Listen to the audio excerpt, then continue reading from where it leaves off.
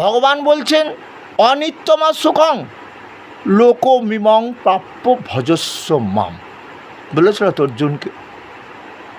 কারণ অর্জুন যখন বলছে আমার পুত্রগণ, আমার 5 ভাইয়ের 5টি পুত্র, আমার পুত্র মানে অভিমন্যু সুভদ্রার পুত্র, আবার পিতামহ ভীষ্ম, গুরুদেব দ্রোণাচার্য, কৃপাচার্য, গুরুস্থানীয়, মাতলকুল, শ্বশুরকুল, পিতৃকুল ইত্যাদি, এদের হত্যা করা উচিত নয়।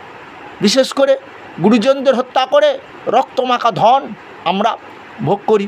আজ যদি কেউ এই গীতা পড়তো, গীতা জ্ঞান লাভ করতো, যেটা মহাপ্রভু চেয়েছিল, কারণ কলির জীব দুর্যোধন হবে, দুঃশাসনের দেশ ভরে যাবে, আর ভারতবর্ষের রাজা হবে ধৃতরাষ্ট্র, যেটা ছিল পুত্র স্নেহ অন্ধে, দাপরে কলিতে তারা গদির লোভে অন্ধ হয়ে পাপীদের পাপের কর্মটাকে বিচার করবে না, এটা জেনেছিলেন। সেই জন্য ভজকৃষ্ণ বলেছিল সবাইকে, এবং কি বলেছিল? ভজকৃষ্ণ, বল কৃষ্ণ, লহ কৃষ্ণ শিক্ষা। দুর্যোধন হয়েও না, দুঃশাসন হয়েও না, ধৃতরাষ্ট্র হয়ে গদির লোভে অন্ধ হয়ে বিচার করো। তুমি রাজা, তোমার কর্ম কি? প্রজাদের সুখ শান্তি। যেন বাবা মা সৃষ্টি করে সন্তান, সেই বাবা মা সন্তানকে যেমন সুখী করার চিন্তা করে, কিন্তু তোমাকেও সেইটা করতে হবে। বাস্তবিকই সেটা আমরা দেখতে পাচ্ছি এই ভারতবর্ষে। বুঝতে পেরেছ? কত কোটি কোটি দুর্যোধন জন্মেছে বলো তো, কত কোটি কোটি দুঃশাসন জন্ম নিয়েছে বলো তো, আর কত কোটি না লক্ষ হয়তো এই যে ভারতবর্ষের রাজা হয়েছে, তারা কি ধৃতরাষ্ট্রের মতো গদির লোভে অন্ধ হয়ে আছে। জানতে পেরেছ? এখন আবার পাইয়ে দেওয়ার রাজনীতি চলছে, ভোট কেনা, ওটাও এক প্রকারে কেনা। বুঝতে পেরেছ? তাহলে আমরা কি করব? আমরাকে এই জন্য যদি গীতা পড়তে পারতাম, তাহলে আমরা চিন্তা করতাম একজন আছে ভগবান, তিনি কৃষ্ণ। তারপরে যে দুঃশাসন, দুর্যোধন, যারা পাপকর্ম করেছিল, তা সেই ধৃতরাষ্ট্র তাকে শিক্ষা দিয়েছিল। 100 পুত্রের অকাল যখন মৃত্যু দিল, তা বাবা মা বেঁচে থাকা মরে যাওয়া কি সমান? কত কষ্ট যন্ত্রণা ভোগ করেছিল ওই ধৃতরাষ্ট্র পুত্র, স্নেহ অন্ধ হয়ে অন্যায় করেছিল। সেই জন্য তোর ভজ কৃষ্ণ, বল কৃষ্ণ, লহ কৃষ্ণ শিক্ষা আমাদের গীতা পড়তে বলেছিল ভগবান।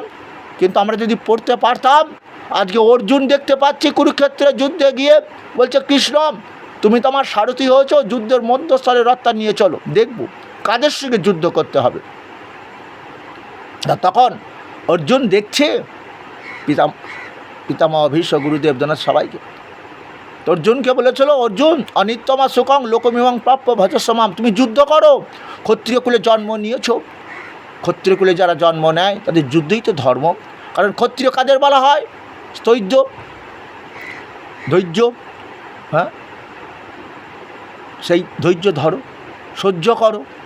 অর্থাৎ তুমি ক্ষত্রিয় কুলে যুদ্ধই তোমার ধর্ম। স্বধর্মের নিধনাংশেও পরধর্ম ভয়াবহ। তাহলে এই যে কথাগুলো বললেন অর্জুনকে, অর্জুন তো বিশ্বাস করতে পারছে না। অনিত্যমা সুখং মানে তোমাকে কেন ভজব কৃষ্ণ? বলে ওই যে আমি মেরে রেখেছি, তুমি বিশ্বাস করলে না, দেখো আমার বিশ্বরূপ। অর্জুন তখন বিশ্বরূপ দেখছে, যে দুর্যোধনাদি, মাতলকুল, শ্বশুরকুল, এমনকি ভীষ্ম, গুরুদেব দ্রোণাচার্য তার ভয়ঙ্কর মুখের মধ্যে প্রবেশ করছে, এবং সেই দন্ত সন্ধি দিয়ে তাদের কি লেজ্জ মানে চেবাচ্ছেন এবং লেজ্জ করছে। লেজ্জ বোঝো? লেহন মানে জানো, চেটে চাটছে। তা ভগবান দেখে, অর্জুন দেখে ভয় পেয়ে গেছে। কৃষ্ণ আমি বুঝতে পেরেছি, তোমার এই রূপটা বলো কৃষ্ণ, আমি মহাকাল রূপে প্রলয় করছি। কারণ আমি যে বলেছি না, যুদ্ধ করো তুমি অর্জুন। যদা যদা হি ধর্মস্য গ্লানি ভবতি ভারত অভ্যুত্থানম অধর্মস্য তৎ আত্মানং সৃজাম্যহম পরিত্রাণায় সাধুনাম বিনাশায় চ দুষ্কৃতম ধর্ম সংস্থাপনার্থায় সম্ভবামি যুগে যুগে। তাহলে মায়েরা যদি গীতা পড়তো, অর্জুনের মতন সন্তান জন্ম দিতে পারত। বাবারা যদি গীতা পড়তো, অর্জুনের মতন সন্তান জন্ম দিতে পারত।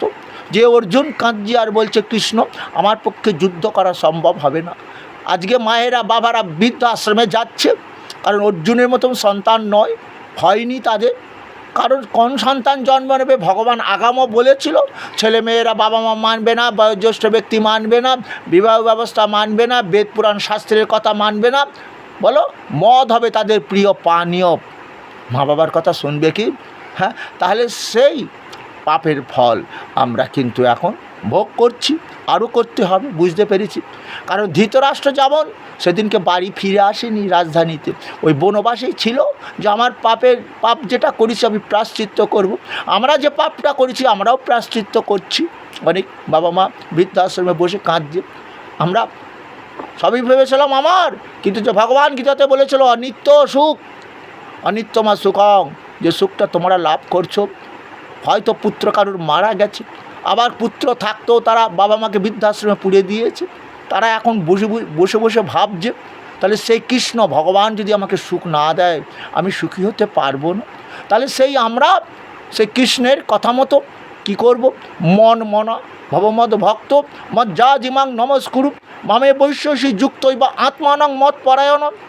আমরা রোগে শোকে ভগবানকে ভজনা করি, কিন্তু সেই ভগবান বলেছে যে না, তুমি আমাকে পরম আত্মীয় ভাবো, যেমন আমার পুত্রগণ বলছো, যদি তোমরা বলো আমার কৃষ্ণ, আমার ভগবান কৃষ্ণ, তাহলে সে কৃষ্ণ তোমারই হবে, তোমাকে আপদে বিপদ উদ্ধার করবে, তোমার ওই দেহের মৃত্যুর পর আত্মা তোমার বৈকুণ্ঠ লাভ করবে, তাহলে পুনর্জন্ম হবে না।